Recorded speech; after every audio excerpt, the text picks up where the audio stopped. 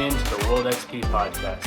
If you're enjoying the content, please remember to drop a sub, drop a like, and leave your thoughts down below in the comments.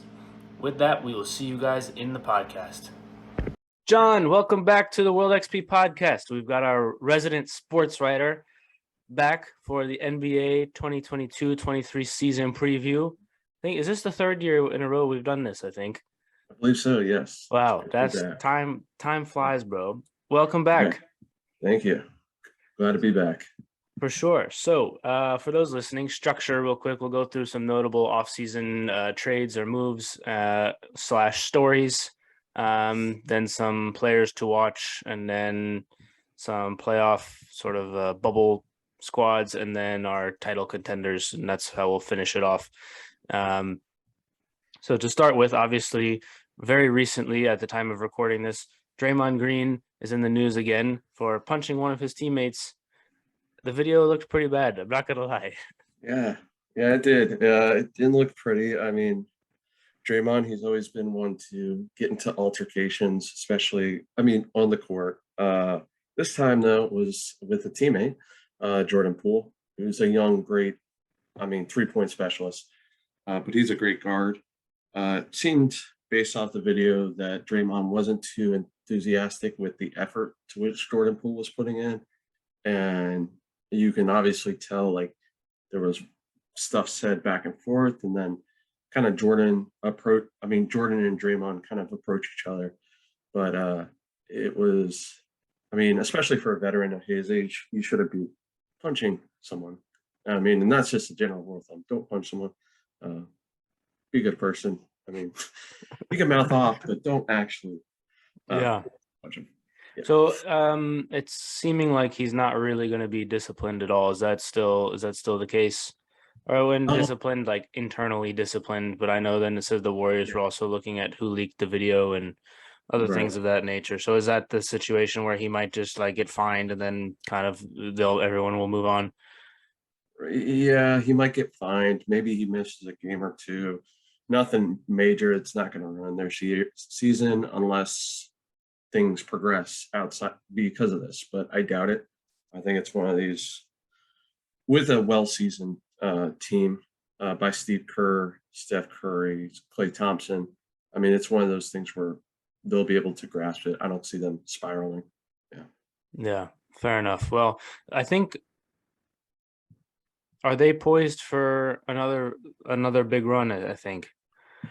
It's hard not to say they won't because, well, whenever you have Steph Curry, it's kind of like LeBron James. Whenever you have a guy of that talent, you're pretty much set to make the playoffs. It's no guarantee, of course, because we saw a couple of years now, LeBron's not been able to go anywhere with this LA team. But Steph's he's a different breed. He constantly, even when they didn't have Klay, they had nobody, he was still putting up MVP numbers, hitting threes. They're the defending champs for a reason. Yeah, 100%. Other offseason notables, we've got the Ime Udoka story, the Celtics coach. We've got the Suns owner.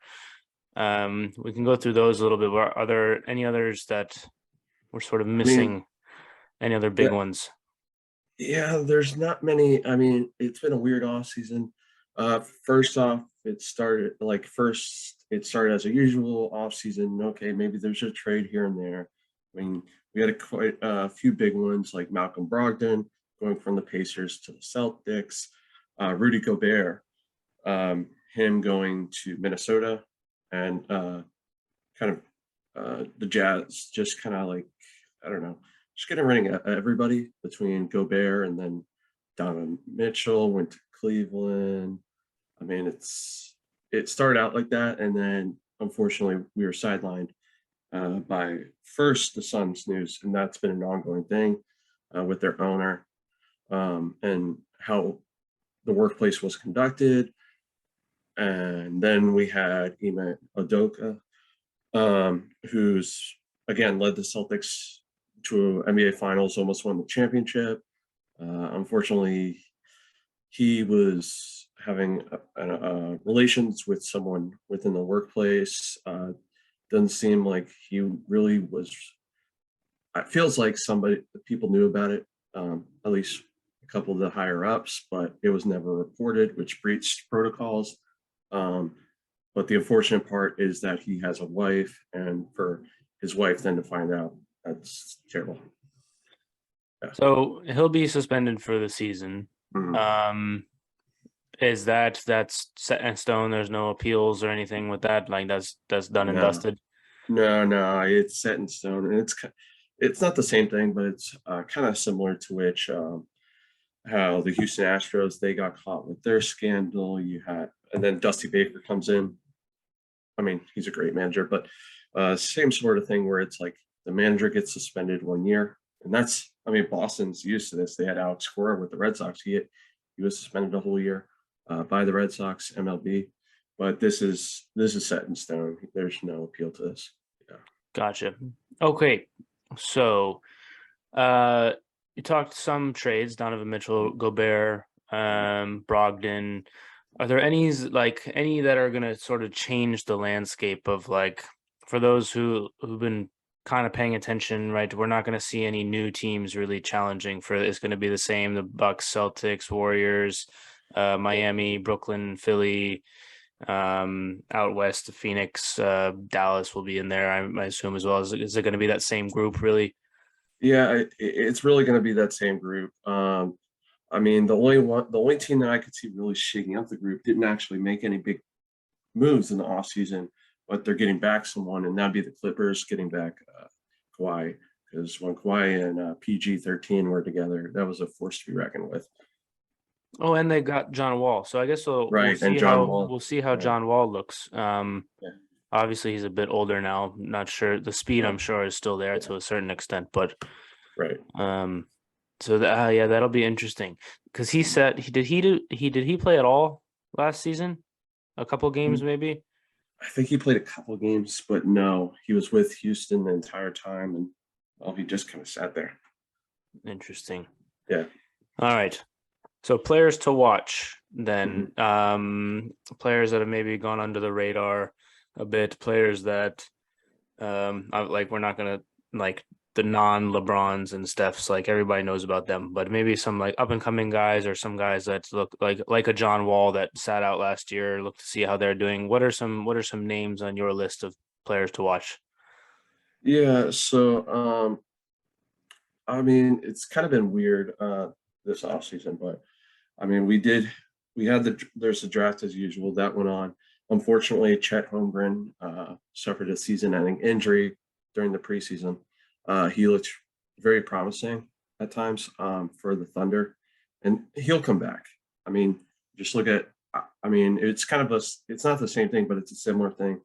Not the same injury, but Joel Embiid, he got injured, was out like first 2 years, came back, MVP type caliber player. So he's going to be back. Um, but the guy I really see as far as rookie of the year, like coming out on his own, is going to be Keegan Murray. He was a power forward for Iowa. Had a tremendous preseason for the Sacramento Kings. And the Kings have been in this, I mean, ever since the days of Mike Bibby, I mean, Stojakovic, they've really been absent from the whole NBA. You could have put an NBA D League team, and they maybe have a better shot at winning at something. But I think Sacramento's got something special there. But it's going to be interesting with that team because I've always seen them as this is the year to break out, but nothing's come together, and that's the unfortunate part. But Is he's a Buddy Hield still there?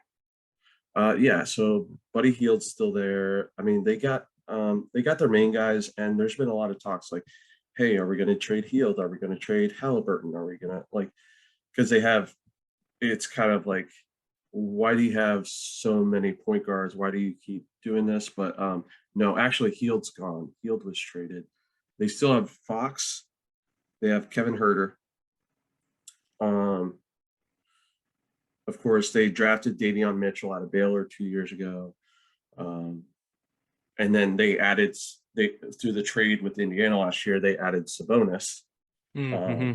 So they got him at the center position. Oh, It's that like, was the Hield trade. yeah, Gotcha. that's nice. Um, All right, who else you got on your players to watch list? Yeah, so I think my big ones, I mean, I look at the Mavericks. Mavericks, again, I mean, you got Luke, and he pretty much runs the team. But they traded for yeah, they traded with Atlanta. I'm trying to think it was Christian Wood. That's who it is. And he 3 years ago, a tremendous power forward, came out on his own. Currently, he's like projected to come off the bench, but they traded quite a bit to the Rockets in order to acquire him. Like they traded the 26th pick in the draft, which ended up being Wendell Moore out of Duke, shooting guard forward. Marquise Chris, former first round pick out of University of Washington, Trey Burke, and then everyone's beloved Boban, uh, him and his 7 foot John Wick frame. Yeah. Yeah. But he was great for Atlanta, and it's kind of been like he was traded from Atlanta then to Houston, and it's kind of been like where'd he go? But I think he's going to come back, especially since maybe he doesn't get those big minutes to start out with, but I think they're going to really need him when push comes to shove because well, Luka can't do it all. Yeah. What is his game reminiscent of? Is he more of a stretch type guy, or is he like a above the rim type guy? So Like how is he gonna fit in with that team? yeah, it's gonna, and that's another interesting thing is how is he gonna fit? Because okay, their main guy who they acquired through free agency is going to be JaVale McGee. That's going to be the center. Hmm. Um, JaVale's a bit older now. He's been around the league. He's still pretty good. Don't get me wrong, but he's older. Um, and then they got rid of Boban, who was their backup. Uh, and then I think they had Finney Smith listed at their forward position. So they're aside from McGee, they're kind of small in a way. Of course, Luka's not really a small guard, but as much, but still pretty small. So I think Christian Wood's going to be kind of a rim protector, um, kind of use him for baseline, maybe some hook shots. Uh, he doesn't really shoot the perimeter, not one of those forwards, but he'll be good for rebounds, putbacks, and that sort of thing. Gotcha. Um, I want to touch on John Wall a bit, just because he was one of my favorite players when he was in Washington, Mhm. and we've kind of seen his Yeah, career almost nosedive in a sense. So, is he right. healthy now? What's his situation looking like with the Rockets? What sort of John Wall should we be expecting coming into this season? Because on paper, if you remember John Wall of old with PG and Kawhi, that's basically championship contender almost. Yeah. So, what sort of John Wall are we looking at here? Well, we're looking at not the John Wall that we had back there in Washington when he was All Star caliber, but I mean the Clippers. I mean they're going to have Reggie Jackson probably start at the point guard position because well he's their starter and he knows the system very well. But they just traded away Patrick Beverly. I mean Patrick Beverly is now with the Lakers. He used to be with the Clippers. Um, so he's kind of filled in that second position, the backup. I'm thinking this is going to be sort of like Derrick Rose when he came back from injury, but for the Knicks, to which he'll really come back and make an impact, but not all star caliber. No. Hmm. Mhm. So they're so well with Kawhi, then they might be up in the playoffs at some point. They've got the talent to, anyways. Yeah. Um, all right, let's see who else. Oh, did Blake Griffin get traded? No, he signed with the Or Celtics. he signed with the Celtics? Yeah, Celtics. They signed Danilo Gallinari, but then Gallinari overseas suffered a season-ending injury. Blake Griffin signed not too long after that, if my math's right, which kind of helps ease the pain. But losing Gallinari, I mean, even before you even get him, is pretty significant because he would have definitely helped with their height and the fact that they traded a whole bunch of guys in order to get Malcolm Brogdon. Yeah. So is he he's another one that didn't he's kind of in the John Wall category for me in terms of Yeah. like didn't play a whole lot. The talent obviously is there. Right. But what sort of Blake are we getting in Boston? Is he gonna Mhm. like big-ish minutes, or is it gonna be more bit part off the bench experience type role? No, it's got to be more off the bench because you got Tatum. I mean, you just added Brogdon, who will probably he might be on the bench. It all depends on whether or not they start him or Derek White at shooting guard. Of course, you have Marcus Smart as point guard.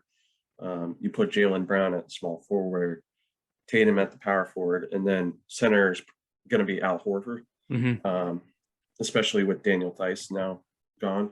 Right. Um, but he's going to be one of these like Blake 2 years ago when he was in the playoffs for Brooklyn, kind of a high energy guy off the bench, which Boston really thrived on the last postseason because they had Grant Williams kind of serve that role, and Grant and Horford kind of just brought up this electricity for them. Yeah. Grant Williams killed us being Miami. He killed us in the playoffs last year off the bench. Yeah, That was very annoying to watch for yeah, sure. it And was. Kobe was his name. Kobe White, I think is the other one. Yeah. Is he still there as well? Um, no, so it wasn't Kobe White. Kobe White's the guard for. He's a guard with Chicago. Um, Oh, that's right. he was Who's the drafted out one? of UNC, but uh it's Derek White. Derek Oh, White, that's guard out right. of Colorado. That's right. That's yeah, hitting threes, coming off the bench. Yeah, Wow. Game 7, he had like a Steph Curry. Like, I was like, oh my right. God. It's like it would happen. It would be this game 7. Yeah. Um, any other notables to watch? Any other movers? I know we touched on Brogdon a little bit. I think he'll really help them playmaking wise. They sort of lacked that a little bit, like Mhm. in half court setting. With the decision making, the passing. Obviously, Tatum and Brown can Yeah. play make, but they're not the greatest passers in the world. Anyone else notable that we? How about Cleveland? That's where Donovan Mitchell ended up in Cleveland, right? So Yeah. they are they. What is this? What is the situation with them? Because I keep hearing that they like might be kind of good, and then they add Donovan Mitchell, and it's kind of like what's going on over there? Yeah. So as far as Cleveland's end, it's kind of like I don't see him. I see him as later, back of the pack playoff team, maybe like a 6, 7, or 8. Don't see him as making that huge jump to the top 5 just because the top 5 are pretty good. Um, but yeah, they were great last year. I mean, you have Jared Allen, Evan Mobley, who's stepping up since being drafted. He's really blossoming. Now you have Okoro, small forward out of Auburn. He's really getting better. You got Karis LeVert off the bench. And he's fortunately getting healthy from when he got injured. You have Kevin Love. He's in our bench kind of forward center. And then you have Darius Garland, who got a big extension to play the point guard position alongside Donovan Mitchell. It's a pretty good. That's a pretty good group there. Yeah, definitely is. But the problem is then, of course, your big guys, your starting 5 are going to play huge minutes, but then it's kind of a drop off. That's the problem, is because then you go to behind Garland is Raul Neto. Okay, he's not the biggest guy, but then there's like, okay, if you sub out Mitchell, then your next guy could be either it'd be then LeVert, Okoro, or like CD Osman. And then it's like, okay, behind Okoro at his position is then LeVert, Osman. So it's like the same guys are technically the backups to each other. So that's the problem I see. Mm, Yeah. Osman is still there. That's weird because you always heard about how the Cavaliers were basically just a horribly run organization Mhm. when LeBron was there, and it seems Yeah. like did they like all of a sudden decide that they wanted to make better choices? Yeah. I mean, it was a kind of weird time between LeBron leaving and then, of course, now because like they drafted Mobley, but then at that same time they go and add Jared Allen, who was a free agent at the time from Brooklyn, to like $100+ million contract. So you got like technically at the time you had 2 centers, um, and and then you had Kevin Love, of course, still on the team. And then you had Garland, Sexton. Sexton's now gone. He's with Utah. But it was weird. But a lot of this team isn't really Cleveland to begin with. And that's with every NBA team. Like the only guys who are technically Cleveland is really Mobley and Okoro, or Mobley, Okoro, and Garland. Yeah, Garland's Cleveland. But all these other guys like Mitchell, Allen, LeVert, even Kevin Love, they were never Cleveland's to begin with. Sure, but they still had to sign them and like get them all like kind Right. of together, which is weird to Yeah. me because I don't like it always felt like before Mhm. that they were just never going to be any good if Braun wasn't there. Yeah. Just due to like the front office being like Mhm. incompetent basically. But it seems like they've signed some good players, made some decent trades, and now they're in a position to maybe. Do they have assets? Are they in a position to keep going up, or is like this their ceiling unless they like get lucky in the draft or something like that? Yeah, so there's not much as far as getting lucky in the draft. The reason being is because they acquired Donovan Mitchell. So they lost their 2025 first rounder, the 2027 first rounder, their 2029 first rounder, because I think it's trade wise. Yeah, trade wise, you're not allowed in the NBA to trade back to back first round picks. Like you couldn't do like a 2025, 2026. But Right. then what they did between those years is they also gave the 2026 pick swap and then the 2028 pick swap. So for the next few years, they're very invested in Mitchell, which is no problem because he's very young, highly talented. But that also leaves you very vulnerable to, hey, if he gets injured, if he doesn't work out, just a lot of things going wrong at the same time. But I don't think they're going to be in that situation.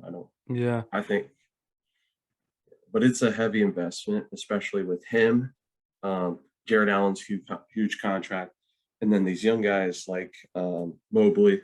Mobley's got a few more years on his, but Okoro's contract's going to be coming up. So it's a lot of balance. Is Mitchell really a first option on a championship team? It never seemed to me like he was. I don't know if he just wasn't surrounded by the right guys in Utah, but like he seems more of like if you really want to be a championship, you've got to have like him as a player like him as like your number two option. But I don't know if that's just inaccurate at all. No, I do feel that way as well. When I look at him, I kind of see like, okay, I see not the same player, not style wise, nothing whatsoever related, but I see more along the lines of like Dwayne Wade, or even right now Jimmy Butler, to where it's like you really need another guy along him in order to make the next step. Like I never felt in as a Philadelphia fan like Jimmy Butler, he's that number one guy, and obviously they didn't because Joel Embiid's there and they traded Butler for a bag of Skittles, but. Yeah, I just think they need someone else. But honestly, I think it's just the problem is there's just so many other teams with number one guys that outmatch him. Like, Yeah. even though they're not the same position, he's not a Giannis, he's not an Embiid, he's not a Jokic, and just in the East alone, Embiid, Giannis, Tatum, Durant. Butler, you could even argue Durant. I mean, you could argue all like even maybe even aside from Durant, Kyrie, at Yeah. least when he's healthy and playing. Yeah.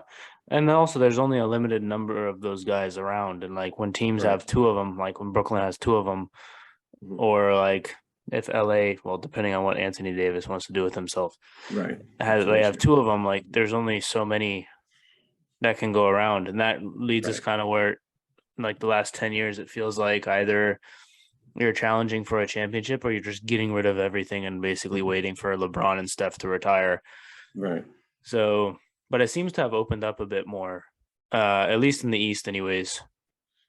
Yeah. Yeah, I think it's really like something like the top five. Well, actually, I'd say top five is pretty locked. You can argue the order, but it's between like Milwaukee, Boston, Philly, Miami, and Brooklyn. Mm-hmm. Because even if you have something weird going on in Brooklyn, you're still like right now, for instance, you still got Kevin Durant or you still got a Kyrie. And then it's the back three that's really like the 6, 7, 8 seed. That's kind of a toss up because you got Toronto. They've got a good young core that they're making with Anunoby. I mean, you could say Siakam, and then you got Van Vliet, and then you have their new piece for Florida State as well. But then you got like Chicago, Cleveland. You could even toss in Washington. I mean, especially with, I mean, they just drafted Johnny Davis from Wisconsin, who's a good guard. But it'll be interesting to see how that shakes up. So your last sort of, if you had to pick your, well, I guess it's 9, isn't it, with the playoff, with the playing game? So if you were to pick your 9, and obviously we just did the first 5. We won't go into like ordering for that one. But if you were to pick your last 4 in, who would those be? Yeah, so because of that weird format, I think there's a 9 and a 10 because they do that whole playing game, whatever. So then my last 4 going like 6 to 10 would be Toronto, Chicago, Cleveland, and then I'd say then Atlanta, and then it's a real toss up between then the Knicks, the Wizards, and Charlotte. But Charlotte, I mean, still waiting on what happened to LaMelo yesterday. I mean, he got injured during their game against the Wizards. But I would probably, honestly, I'd give the edge still to the Knicks though, over the Wizards. That's interesting that we got like, I think we named off like 11 or 12 in the East that could potentially like be at least competitive in some way, shape, or form. So the conference seems pretty deep. Okay, so for the West, then, who are we'll just say your like 10, your 10 teams. Yeah. So Golden State, they're defending champs. They're obviously number 1. 2, I have Phoenix. I mean, I know there's been a lot of offseason drama, be it the ownership as well as DeAndre Ayton's contract. There was a lot of discontent and kind of a barrier between the two sides getting an agreement, but they got something done. So I still think Phoenix is a number 2. Then this becomes interesting of who's the 3, who's the 4, who's the 5, because I have at 3 the Clippers with Kawhi bouncing back. And then 4, I have Memphis, given their great young talented guards, John Morant, Dylan Brooks. I mean, the list goes on and on with them. But right behind him, though, you got Luka, because Luka is one of those players who can carry a team. So that'd be 5, Dallas. 6, I have Denver. Denver, they're going to be getting a few guys back from injury. Jamal Murray, right? Jamal Murray. Yeah, he's the big one. Michael Porter Jr. is always somehow injured. And then 7 would be Minnesota. Minnesota just added Rudy Gobert. So you got the 2 big towers in Gobert and now Karl Anthony Towns, in addition to Anthony Edwards.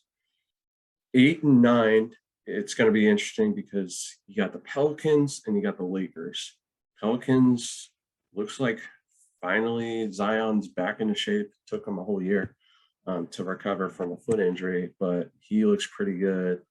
But at the same time, I highly doubt the Lakers aren't going to make the playoffs another year, because that's not something LeBron lets happen. That doesn't happen on his watch. So I would say, honestly, I'd say the Lakers at 8, and then shortly behind them is going to be Pelicans at 9, and then the final 10 team, who could be a real wild card, is Portland. Portland's interesting in that, well, they got rid of McCollum. They still have Damian Lillard, who's coming back from his injury. So that'll be interesting to see. But then you got they got Anthony Simons. They got Josh Hart. They got a lot of these like players that were with former teams that had like a good year at one point, or were like going lights out. Like Gary Payton II, they added. Like I mentioned, Josh Hart, he had a great postseason with the Lakers at one point. But a lot of the guys who you just don't think of, but they're going to now be getting quality playing time. So that's a real toss up. If Yeah. you get 2 or 3 of those guys like having real good seasons, like Right. in the 15 to 20 points a game Right. mark, then you could be looking at them even Mhm. bumping up into the 7-8 slot, really. Right. But I think even with Damian back, I doubt they're going to be in the same. Honestly, I think there's a big drop off after the Lakers Pelicans. Yeah. Got you. All right. So those are the kind of bubble teams, the teams on the edge. And if you're going to go to contenders, and then we'll start with the East and we'll go kind of, I think right after those 5, Yeah. there's a bit of a drop off. So we can start with those 5 in the East, kind of how they match up with one another very briefly. We don't have to go through every single matchup, Yeah. but, and then we'll do the same with the West. Yeah. So usually you go with the defending champ to then repeat, unless there's a major overhaul or retirement sort of thing. But in this instance, I don't have that happening. I have the Bucks as the best team in the East, simply because, well, they have a head coach who didn't get fired, or at least suspended. But they re-signed Bobby Portis, which is a big thing, and then they signed Joe Ingles, that small forward in free agency from That's Portland. a big pickup. Yeah, he's a player, man. In the playoffs, he always plays well. Yeah, and the big thing is they didn't lose anybody of significance. So just adding more talent and then bringing back the same guys, I see that as a recipe for success. They just got to make sure Middleton stays healthy. I think that's the big thing. So how do they match up against the other 4? Because I think they lost to the Celtics, right? Right. They lost game 7. Yeah. That's right. So how do they match up with those other top 4? Yeah. So, I mean, you got at point guard Drew Holiday, who's a great two-way guard. So he matches pretty much with anyone. As far as defense goes, he's the best. Offensively, he'll put up a decent stats, usually between 15, 20, sometimes less, a little bit less, but he contributes very well and is the best defensive point guard in the East, aside from Ben Simmons, if you consider him a point guard. But as far as matchups go, I really think the only team that could honestly give them a headache if they were to match up in the playoff, well, there'd be 2 teams. 2 teams being, they were beaten by Boston, but I don't think that's the problem. I think it's more along the lines of Miami and then Philadelphia would be the biggest problems, simply because they have an interior guy like Embiid for the Sixers, and then for the Heat, it's going to be big Bam Bam. But they've got big centers who can really disrupt the paint and cause problems, because Giannis isn't a 3-point shooter. He's a guy in the paint, struggles oftentimes with the line shooting free throws. But those are the teams that I think would give him a headache. Yeah. Gotcha. All right, number 2. Who do you got at 2? Do you have Boston at 2? Right. So I have Boston at 2. I know they just lost their head coach and all that, but even though they lost them, they've known it for a good month and a half now. So they've gotten used to their new head coach. But they're bringing back the same guys. They got the same lineup: Marcus Smart, Derek White, Jaylen Brown, Tatum, Horford. But then they, of course, added Brogdon, which was a huge pickup. I know they signed Gallinari, but he got injured, and then they got Blake Griffin rolling off the bench now in place of Daniel Theis, essentially. So, who are the teams that would give them matchup troubles? Yeah, so I think it's going to be the same type of teams. I think just they've got great guards, so they've got like Marcus Smart, who can cancel you out. Defensively, he's a big, and Boston's made up of a lot of like high intensity. Like when they're on, they'll really get the crowd revved up and kind of their team revved up, like Smart and Horford. Tatum's I think he's remarkably underrated. He always kind of has been, because I think of him kind of like a Kawhi Leonard, maybe not as good defensively. No, obviously not as good defensively, but he's just one of those guys who it's really hard to stop him. I mean, and so I honestly think, again, I would say the Sixers simply because they have Thibault at small forward who can match up against him. And then I would probably say, I mean, I'd say Brooklyn and maybe even the Bucks. I say Brooklyn because if they need to, they can switch up Durant to play someone else. I mean, Durant could guard him, but if they need to, they could put Simmons on him because he's a great defender and stop him. And then as far as the Bucks go, well, you have Giannis, and then you got let's say a healthy Middleton. That would do some help. Gotcha. All right, number 3, who you got in the East? Yeah, so number 3, again, it was kind of a toss up between 3 and 4. I chose Philly at 3. You biased fan, you wearing your Yes, Phillies there hat. is a little bias. There is a little bias, but why I say Philly at 3 over Miami, Miami has 4, is because James Harden. And what I mean by that is, James Harden, he's gotten healthier. He's lost a lot of weight, like unnecessary weight. So he's moving better because he hasn't been moving well in the past 2 years. But I also say that because he also took a huge cut as far as his contract to re-up with the Sixers and actually win a title and do something.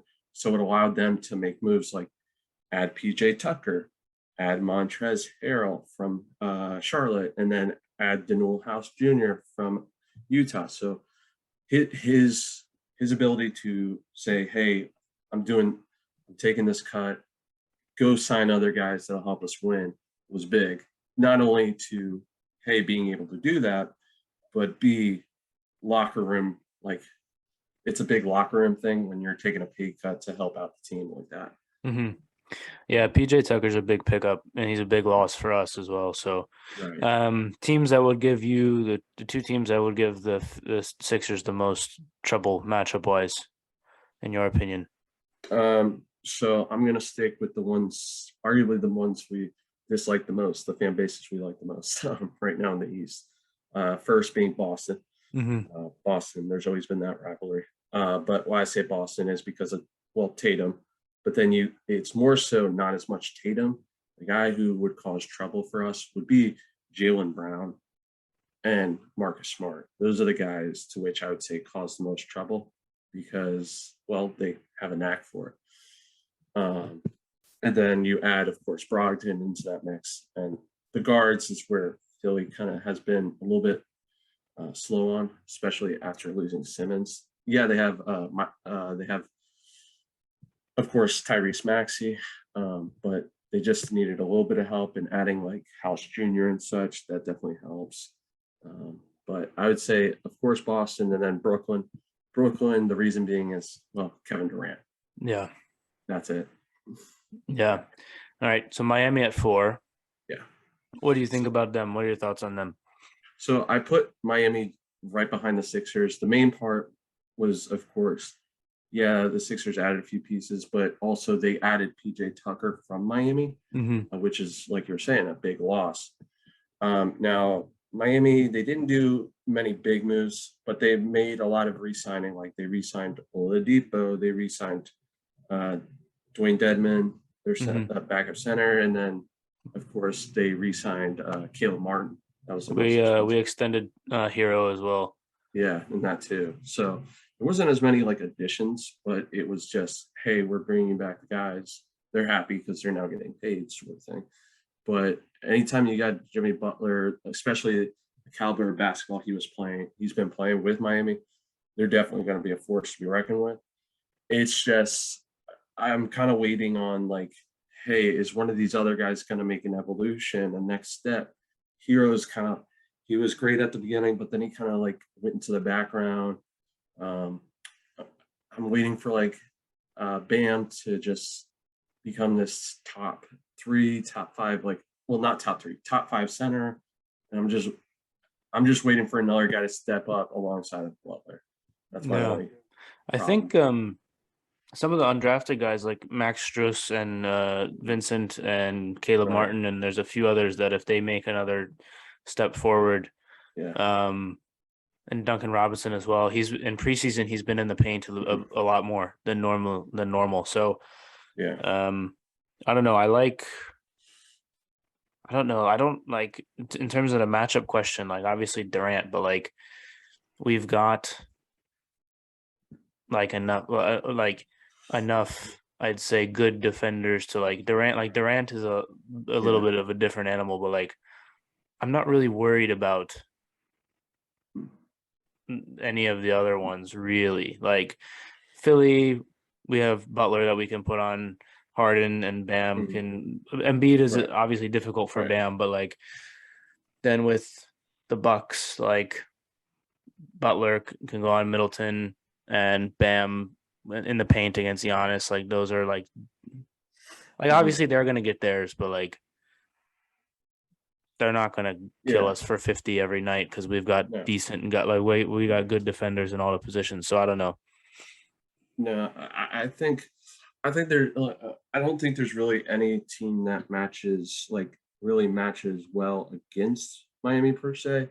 I think the problem is Miami. They have a lot of great young guys, like especially guard position, but they're heavily. The problem is they have their main guard is Kyle Lowry, who's Mm-hmm. often while he's older, he's now it's like okay, he's probably going to get injured at some point. So then we got to go to Gabe Vincent, and then we got to go to Tyler Hero, and then of course losing PJ Tucker, you have a rookie right now, Haywood Highsmith, who's playing the power forward position, like he's starting, and you could put Duncan Robinson there, but then it's like that whole we keep pulling from this position, like I was mentioning with the Cavaliers, which then causes, well, our bench is then kind of depleted, Mm-hmm. or slash our starters just aren't as good as they once were. Yeah. I don't know. We'll see. If Yeah, I don't really know who's available in terms of um, like Blake Griffin would have been a nice pickup, I think, for us just to like fill that void, like a player like that. But I don't really know. Is anyone yeah. available? Not really. Not really. I mean, most guys are off the block by now. Not that really that would, and you don't want to bring in a guy. I mean, you could always bring in a guy, of course, but at this point, if you were going to bring in someone, you would have done it already. Yeah. Yeah. I mean, technically speaking, you could maybe.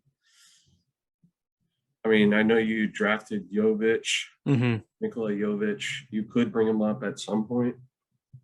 He's more of a small forward, but you could bring him up, to which would cause a little bit of more flexibility um, for the other positions. Yeah. I don't know. Uh, We'll see. Coach Spo's been yeah, it's doing been great good. for like Yeah, 12 years now, so I'm not particularly worried. I don't know that we'll win a championship, but although I do think like this might be like the biased Miami fan of me, but like yeah, if we had beat Boston last year, mhm, I think we like match up as well as anybody with Golden State defensively. Just like the amount yeah, of like athleticism and yeah. length we have on the wings. Right. So I don't know. I don't think we would have beat them, but that would have been cool. No, it would have All been. right. Brooklyn's the last one. Yeah, Brooklyn again. It's a lot of it's like a circus there. You never know what you're gonna see. You could see a Kyrie, a KD, or even a Ben Simmons, but at the same time, you might go a second time and you might not see the same thing. So I think as of right now, it seems like I'm seeing a lot of. I've been watching the preseason. I see a lot of KD, see a lot of Ben Simmons now. Um, Simmons looks about the same. Not really. He's getting back to his routine. I think that's the only thing. But KD is KD. Ben's going to be Ben. Kyrie, I haven't seen anything, but that's because I think he's a little bit injured, or he might be making that up. I don't know. But it's they've got great starters. That's no question about that.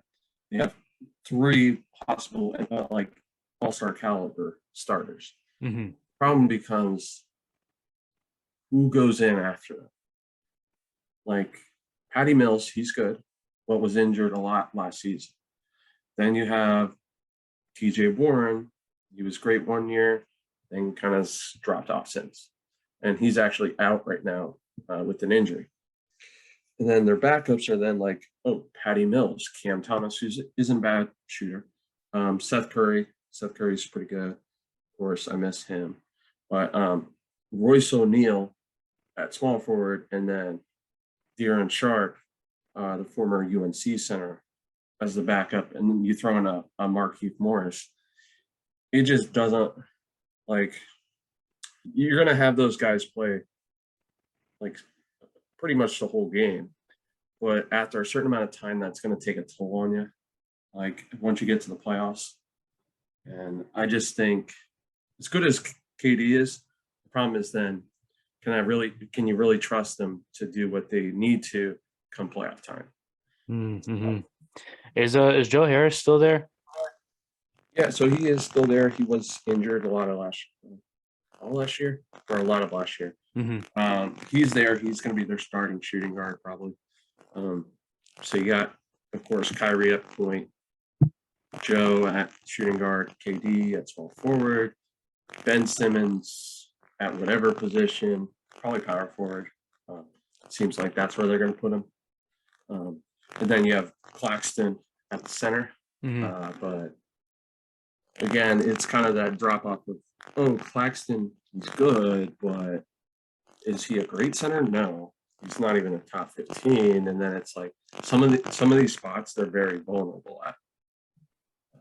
So that's the problem there, is they're big positions, because Ben's big, like he's big, but he's not a traditional power forward.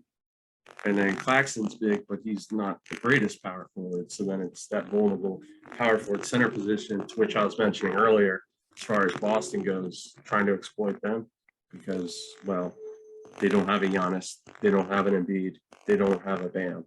Yeah. So who you got? So you got Bucks in the finals then? Yeah. I mean, honestly, if Middleton can stay healthy alongside Drew Holiday and Giannis, I just don't see anyone really jumping in. Fair enough. All right, West. We'll go top. I think it was more top four, wasn't it, with them, with the West? Yeah, so it was more in the top four, I think so too. Top four, top five, it's kind of a toss-up. But anyways, Golden State won. I mean, they can punch their own teammates. They're still going to be number one, because they have Steph, Clay, maybe Draymond, depending on discipline activity. But regardless, as long as you have a healthy Steph, healthy Clay, and some bench guys, you're making the playoffs. There's no doubt about that. And with a seasoned coach and Steve Kerr, who's won multiple titles now, I just don't see anybody taking over them. Yeah. Anyone giving them significant amounts of trouble out west? No. I mean, honestly, aside from themselves, yeah. I mean, I think it's, again, I don't see it as more as everyone else. I think it's more themselves. So, well, not because of the punching. More so, it's because, hey, they drafted James Wiseman, #1 overall pick, like 3 years ago now, and he's still searching to see where he is, what he's going to do, because they've been waiting on him. They have Jonathan Kuminga, who's pretty good. So it's another year for him. He'll be the backup power forward. But again, it seems like if anything's going to beat them, it'd be themselves. Fair enough. All right, Phoenix, you got next. They have they still have pretty much their top three guys, right. So they'll be good again, obviously. Yeah. I mean, again, I think it's a similar thing to, if anyone's going to beat them, it's going to be themselves. This time, I say more along the lines of A, Chris Paul's health. That's always a question mark. B, though, the whole DeAndre Ayton stuff. That was during the preseason before he signed his contract because he wasn't very happy. And even though the contract was done, he doesn't seem still thrilled to be there. And that can cause a real problem in the locker room and with the chemistry in and on the court. Yeah. So, All right, and then who did you have 3? so 3, I had the Clippers. That's right. So a lot of people have the Clippers as more as a 4-5 mainly after Memphis. I chose them over Memphis simply because while Memphis did get some exposure to the playoffs, they don't have seasoned stars like Paul George, Kawhi, or you could even argue the other 2 like Reggie Jackson, Marcus Morris. They don't have these seasoned guys to have been there, kind of done that. So I think then that's what gives the Clippers a little bit of an edge.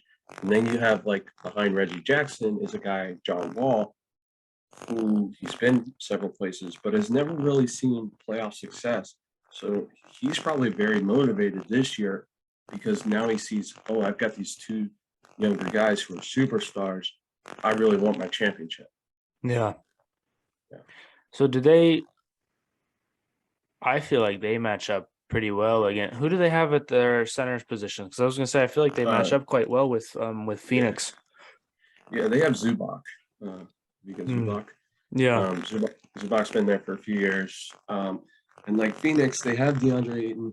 He's a great center, but they can outplay him given that they have a Kawhi and a Paul George and Reggie Jackson being a good kind of 2-way guard as well. Yeah, because you can just stick PG on or Kawhi on Booker, and then I feel like they match up quite well. They would, yeah. All right, and then Memphis is at 4. Memphis is at 4. Ja Morant, he's the next big thing. He's like AI second version. But Memphis, they're still pretty young. Again, they got a little bit of playoff exposure last year. Unfortunately, they kind of got injured toward the tail end of that as well. The problem is they're just so young. So they've got great young starting lineup between Desmond Bane, Dylan Brooks, John Moran. But then it's like the Miami problem. Okay, who's your power forward? Can you name it? Even if you're a Memphis fan, can you name me who your power forward is? Zach Randolph. Probably not, because it's a guy from Loyola, Maryland, who you drafted last year in the back of the first round, Santi Aldama, who's like, he's from where? And so that's the problem, is they're just so young. I mean, even their bench, Tyus Jones, Zaire Williams, Xavier Tillman, they're all like Brandon Clark, they're all under 30. Yeah.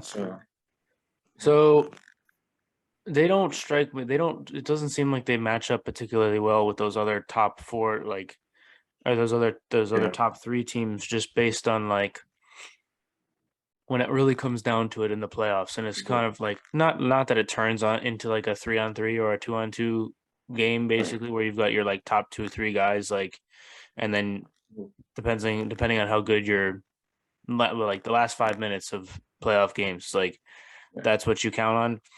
All the other ones have like 2-3 guys to go for, and Memphis really is just Morant, isn't it? There's not really another. Like you could argue, maybe like Brooks or like 1 or 2 others, but like at the end of the day, like he's the only one that you'd put on the same level as Kawhi and PG, or Booker and Chris Paul, or Steph and Clay. Like, yeah, and if you were to like say, hey, Memphis against Golden State probably having home court advantage or something like that in the series, it's like Morant gets canceled out by Steph, Bane gets canceled out by Clay. Oh, Bane's the other one, yeah. And then Brooks gets canceled out. So then it's like Jordan Poole. You still have Jordan Poole with Golden State, and it's like, who do you go? Right. Well, they lost Porter, but you got what's his name? But you canceled him out with Andrew Wiggins. That's what this. Oh, right. Of course. So then it's like, okay, then you're left to the power forward center position. I'm definitely Draymond and a Kevon Looney, and even a Kuminga and Wiseman. That's gonna be a Tillman, Steven Adams, Yeah. Adama. That's gonna own them. Yeah. And then with these other teams, it's like, hey, they might be vulnerable at this spot, but hey, Patrick Beverly, he's a pretty good defender. And just points wise, I could see George and Kawhi just putting up more stuff in other positions. Yeah. All right, so you got Golden State and Milwaukee in the finals, and who you got between those two? We'll end on this. John's NBA champion prediction for 2023 is. It's not going to be. I can tell you, it's not going to be Houston or Oklahoma. As much as I'd love to see that, even though they're in the same conference, I'd love to see an Oklahoma City Orlando Magic matchup. So while I do think these are the top teams, these aren't necessarily the ones that I'm thinking are going to win it all, because I do believe Golden State's the best team. I do see them winning the West. However, I mean, I'd love to see the Sixers. And actually, now that I think about it, it's hard not taking the Bucks. Again, I'd love to see something wild, or something not repetitive, because we're so used to seeing Golden State every darn year. Like, I'd love to see finally maybe Chris Paul get his title, or Clippers come out. Like Kawhi resurging, coming out of nowhere after an injury, or maybe we see like a Memphis and a John Morant live up to be like I was saying, that AI, and do something like win a title. Unfortunately, AI he had to play a Kobe and a Shaq, but something like that, something to spice it up at least. But as of right now, I'd still stick with Milwaukee, Golden State. Who you got between those two? I'm not letting you squirm your way out of this. Between those two, though, I'd have to go with Milwaukee.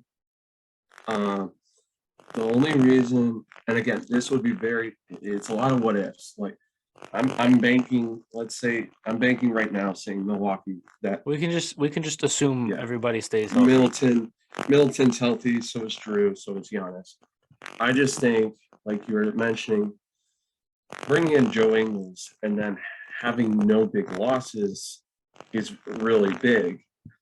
And they're now hungry because, well, it's been a year since they won. They got a taste. Then they got a taste of what it feels like to get just ripped off by a Game 7 in Boston, just short. So now they're back to being hungry.